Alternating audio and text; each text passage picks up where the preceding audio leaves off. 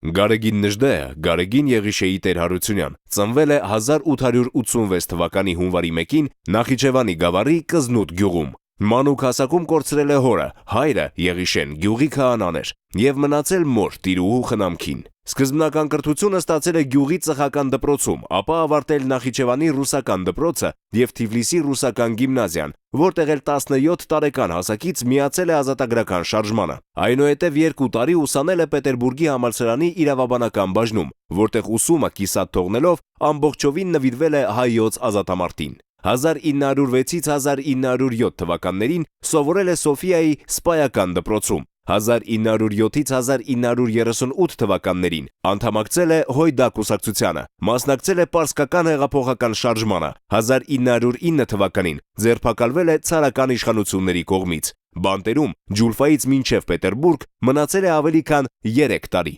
1912-ից 1913 թվականներին Թուրքիայի դեմ պատերազմում բուլղարական բանակի կազմում Անդրանիկի հետ ղեկավարել է հայկական կամավորական վաշտ։ Առաջին աշխարհամարտի տարիներին Կովկասյան ճակատում եղել է կամավորական 2-րդ գնդի փոխհրամանատարը, վերջին շրջանում ղեկավարել հայ-եզդիական առանձին զորամաս։ 1917 թվականին սակավաթիվ ուժերով օգնության է հասել Կողբին և փրկել տեղի հայությանը Կոտորածից։ 1918 թվականի գարնանը վարել է Ալաջայի կռիվները, հնարավորություն տալով նահանջող հայկական զորամասերին անկորուստ անցնել Ալեքսանդրապոլ և ապահովել Նիկողայոս մարի պեղումների արդյունքը հանդիսացող արժեքավոր հնությունների փոխադրումը Անիից։ 1918 թվականի մայիսին Ղարաքիլիսայում էր կուտակվել խուճապահար գաղթականությունը և նահանջած զորքը։ Հենց համատարած հուսալքման պայմաններում ճակատագրական եղավ Նժդեի ռազմաշունչ ամենափրկիչ կոչը՝ դեպի ճակատ, այնտեղ է մեր փրկությունը։ Ղարաքիլիսայի երրորդյա հերոսամարտի շնորհիվ ապահովագրվեց նորաստեղծ Հայաստանի Հանրապետությունը,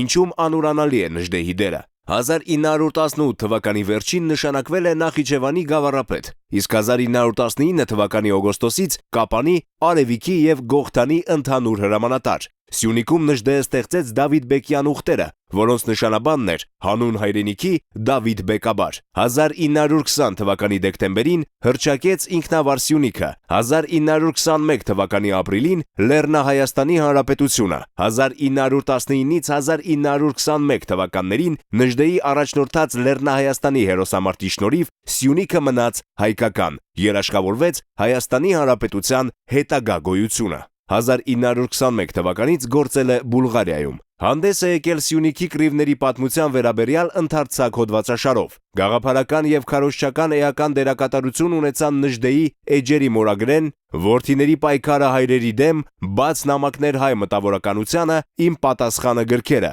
իսկ Ցեղի ոգու շարժը և ամիրիկայությունը ցեղը և իր տականքը երկերով քաղաքական հիմնավորում տվեց ցեղակրոն շարժմանը։ 1933 թվականի ամռանից մինչև 1934 թվականի աշուն գործել է Ամերիկայի Միացյալ Նահանգներում, հիմնելով ցեղակրոն ուխտերը, որոնք հետագա զարգացում ստացան հատկապես Բուլղարիայում։ 1937-ից 43 թվականներին Հայկ Ասատրյանի հետ հրատարակել է ցեղակրոն շարժման ռազմիկ պաշտոնաթերթը, նախաձեռնել տարոնական շարժումը։ 1944 թվականի հոկտեմբերի վերջին ձերբակալվել է խորհրդային ՍՄԵՐՇ ծառայության կողմից։ 1948 թվականի ապրիլի 24-ին Երևանում դատաքննությունից հետո դատապարտվել է 25 տարվա բանտարկության։ Նժդեի ձերբակալությունից հետո կինը և զավակը Սոֆիայից աքսորվել են Բուլղարիայի Պավլիկենի քաղաք։ 1948-ից 1952 թվականները Նժդեհը գտնվել է Վլադիմիրի բանտում, ապա մինչև 1953 թվականի ամառը